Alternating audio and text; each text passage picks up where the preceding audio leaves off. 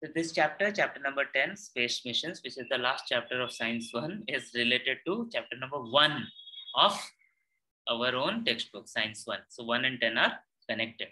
In chapter number 10, as the name suggests, the whole chapter is about going to space. Going to space for different reasons. So we should be able to understand in class 10, and we should be able to explain in class 10 how space is different from sky, how different objects are there in the solar system. The answer to all this question is gravitation. Gravitation. Because of gravitation, there is a air envelope, a layer of air around the Earth. And because of gravitation only, because gravitation is a weak force, it becomes weaker and weaker as the distance increases from the object. So after a certain limit, there is no air. And that is space. There is space will not look, we will not be able to see any color there. Space will look black. We find the sky blue, and this again, Usman, you had asked me a question. Ki sham ko ya us din sham ko the sky was very orange, red. You asked me why, and I said we will find the answer when we study the chapter of light, refraction of light. So why the sky looks blue? That answer is also about light, refraction of light. Have patience before I explain that answer, that question. But for now, let us understand, and you have seen in the video also that the space looks black. But when we look at the space from Earth, we are not able to see the space. We are only able to see the sky, and that looks blue during the daytime. Early in the morning, early in the evening, it will look more red, more yellow. And there is a specific reason for that. Good. We have understood that we go to space for two different reasons. There are many reasons, but in one aspect, the two different reasons are: one, to go into the orbit, to launch satellites and all, and the second one is to go explore the space. कहीं जाओ, orbit में नहीं, not orbit around the Earth, but और दूर जाकर आओगे. This chapter is full of information, names, places, very famous people. But the science part starts with how satellite communication works, or how communication, the modern communication works. And we have understood whether it is TV, whether it is our GPS, or it is our mobile phone. All of them are working because of not just the wires that are there on the ground, not just the towers that are there on the ground, but also because of the satellites that we have launched into the space, and they are revolving around our planet Earth. Without the satellites, these things will not be possible, whether it is TV, telephone, or GPS, navigation. Yes. We also, this chapter is also full of general knowledge, scientific information, which are not about names of people, but names of satellites that we have launched. So at least we should know what was the first Indian satellite and what was the first ever artificial satellite of the entire world. Quickly confirm. What's the name of the first satellite of India? And what's the name of the first satellite of the world? Glad that you remember that Aryabhat is the first satellite of India and Sputnik is the first ever satellite of the entire world. Good. We then understood the different types of satellite and what their main uses are.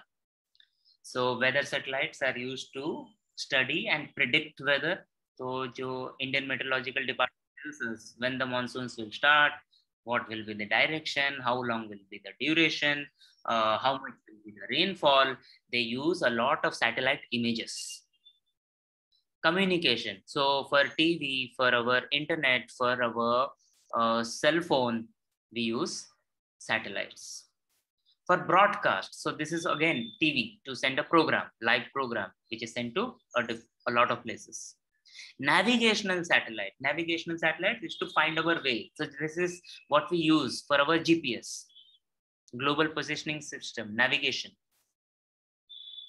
Military satellites. Military satellites are used to spy, to gather information about other countries, to be alert, to be ready, so that we are not surprised by an attack or even by the preparation of the other countries. Earth observation satellites. So these satellites are not designed to look out into the space, but they are used to look back onto the Earth, and not just the surface of the Earth, but even under the surface of the Earth. So they are used to study the amount of ice, the forests. They are used to find out different deposits of minerals and oil. Earth observation satellite. We need to remember some names of the satellites as well as the launch vehicles. Then came mathematics. We understood what the artificial satellites are doing and how they are doing it. This also reminds me that Earth has a natural satellite also. What's the name of that only natural satellite of Earth? Moon, our own moon. And remember, some people use the word moon as synonymous to the word natural satellite. So you may come across someone saying planet X has 19 moons. So that doesn't mean कि हमारा moon वहाँ copy हो गया. It only means that that particular planet has 19 natural satellites of its own. So coming back to what artificial satellites are doing, where they are, how they work, they are revolving around our planet at different speeds, at different heights. And the revolution is happening in a circular orbit or an elliptical orbit. You remember there will be a centripetal force, there will be a centrifugal force from chapter number 1. And this centripetal force can be calculated if we know the velocity of the satellite. We can calculate it as mv square by r, where r is the radius. So if from the center of the Earth, if the satellite is at a distance of r kilometers, r meters, whichever the standard unit we will use, then we can calculate the centripetal force as mv square by r. And using that, remember here again, although the force is towards the center of the Earth, the gravitational force, the direction of the velocity is not towards the center of the Earth. It is tangential. It is circular motion, which is very clearly shown in this diagram. The direction of the velocity is tangential. It is perpendicular to the orbit. When we use simple mathematics of gravitational potential energy and the centripetal force,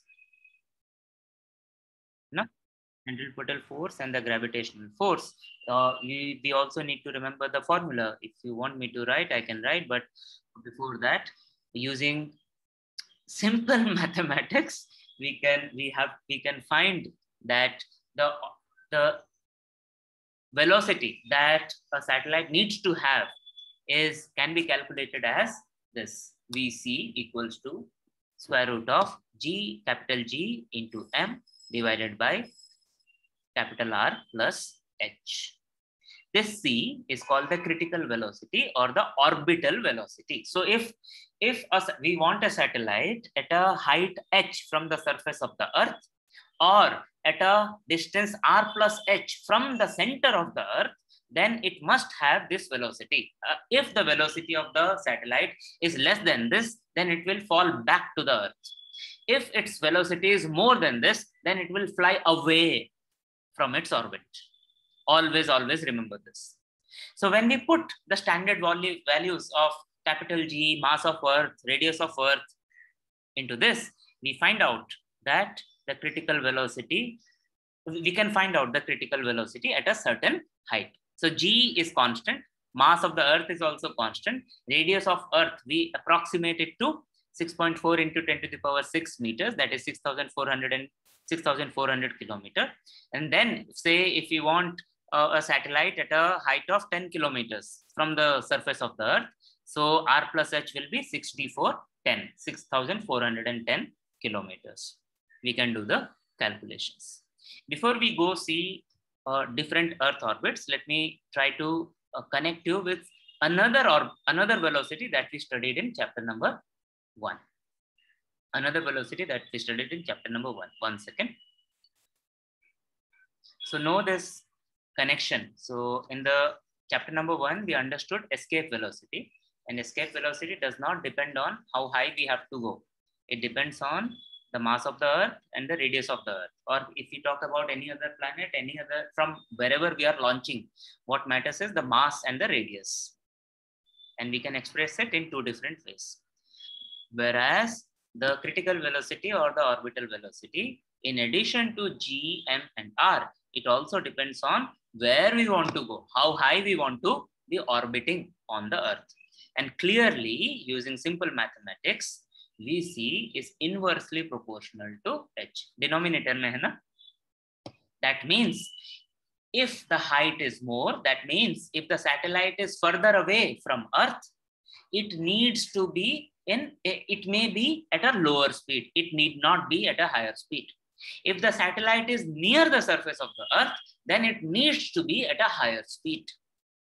It is the same thing कि अगर हम रस्सी में पत्थर बांध के घुमा रहे हैं, if we have the string which if we use a short string, then we will have to rotate the stone at a higher velocity. If the string is long, we can keep it rotating at a much lower velocity. So जैसे जैसे हम दूर जाएंगे, हमको velocity की जरूरत कम होगी. जैसे जैसे हम पास आएंगे, हमको velocity की जरूरत ज्यादा होगी. Always remember this. So then we understood how we are using satellites for different purposes, and we understood that the use of the satellite depends on where we have it. So if it is very, very high above the surface of the Earth, say 35,780 kilometers from Earth's surface, it is not R plus H, this is just H. Then it is so high that its time period becomes 24 hours. So it is geostationary, it is geosynchronous. हमको लगेगा कि ये घूम ही नहीं रहा है, because the time taken by Earth to rotate, to complete one rotation is 24 hours. And the time this satellite will take to revolve around the Earth once is 24 hours. तो हमको लगेगा कि ये घूम ही नहीं रहा. They are called geosynchronous or geostationary satellites. I told you there is a slight difference between geosynchronous and geostationary, but for this class, for this year, we will say that they are one and the same. And these satellites are used for broadcasting, communication, because we know कि किसके कौन हमारा reference point है. It's like we are playing cricket and someone has flicked the ball to the third man, और third man जब वापस ball फेंकता है, अगर विकेट कीपर अपनी जगह नहीं होगा तो वो बॉल कहीं और जाके गिरेगा, रन आउट नहीं हो पाएगा. So just like that. So if we know where our satellite is, we will be able to communicate. If you don't know, then it becomes difficult. So when the position is fixed, then the communication becomes easier. So these satellites are used for navigation, communication, broadcast. The other type of satellite or the other type of orbit, they are called the medium Earth orbit, क्योंकि ये उतने high नहीं होते जितने कि geostationary, geosynchronous होते हैं.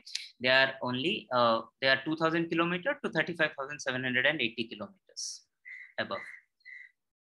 Now these they are not unlike the geosynchronous satellites, which are usually placed above the equator.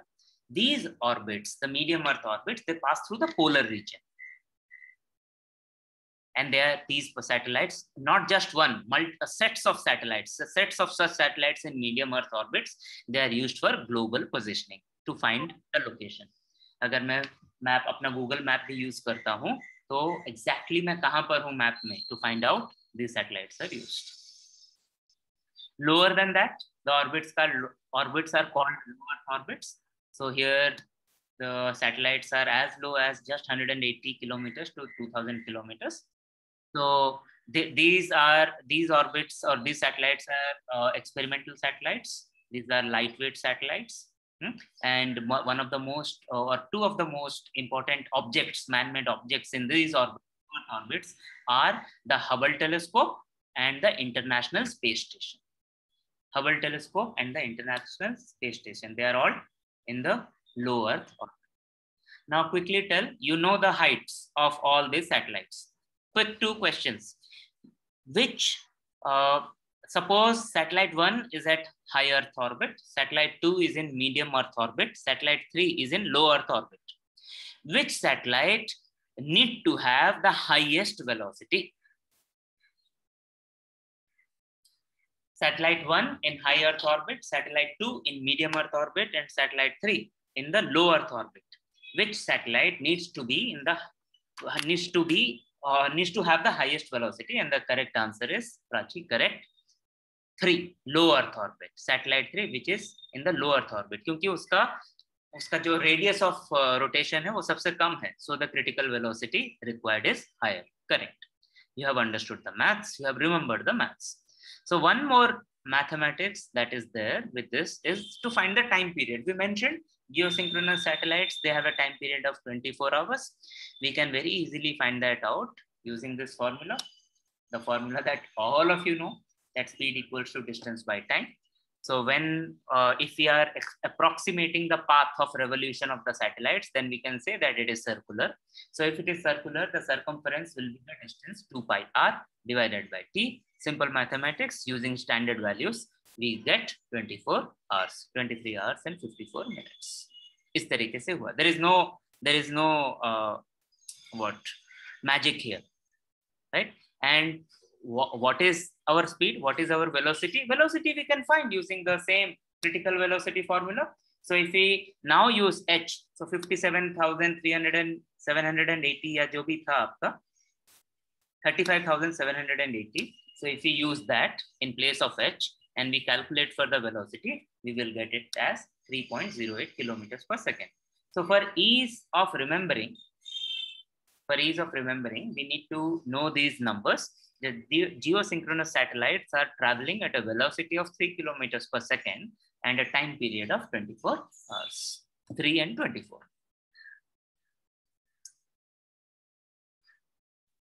Then the chapter has a lot of information about launch vehicles. The basic science, the basic concept is we need a lot of energy. We use the Newton's third law of motion to go up, up and up, right? And to, so action and reaction, we have to push back into the air so that there is a opposite force pushing us above. So these vehicles are called rockets, launch vehicles. And because we have to generate such huge amount of velocities, and remember that escape velocity 11 kilometers per second, to achieve that kind of velocity we need lot of fuel. तो ऊपर जाने के लिए हमको fuel ही इतना ले जाना पड़ेगा, तो बाकी सामान हम क्या लेके जाएंगे? So a lot depends on what kind of fuel do we use. If we can find out very, very efficient fuel, if we can find out most impactful fuel, then it will be good for us. Also, we need a design to decrease the weight that the rocket has, the launch vehicle has. क्योंकि जितना कम weight होगा, weight is what? The force with which Earth pulls things down towards its center. तो जितना कम weight होगा, ऊपर जाना उतना आसान होगा. So to achieve that, we do a lot of engineering in fuel technology, and we do a lot of we use a lot of design in how do we design the entire launch vehicle so that it is very, very efficient. So we don't have one stage rocket, we have multi-stage rocket. So in simple English, we can say that these launch vehicles have multiple tanks to carry the fuel. At one time, one tank is used, and once it is empty, once the fuel of that tank is empty, the entire tank is discarded. So the weight of the launch vehicle decreases. So from then onwards, there is less weight to carry, and so it is easier to move. This is the logic. You can explain this in any which way you want to. Now, you are not going to, no one will ask you to draw these diagrams in the exam. Definitely not the diagram on the right hand side, but the diagram on the left hand side. This is a possibility, not for drawing, but to label क्या है. But you are not expected to know कि PSLV का design क्या है. What you are expected to know is the concept of the design, the science behind the design, the logic behind the design, to decrease the weight. The last part of the chapter is a lot of general knowledge, and this part which talks about the escape velocity, which is a repeat from chapter number 1. The last part of the chapter is more and more information, general knowledge you should know. Not just the astronauts, but the scientists also. Very few people are able to go to the space, but it takes an army of people to make that journey possible.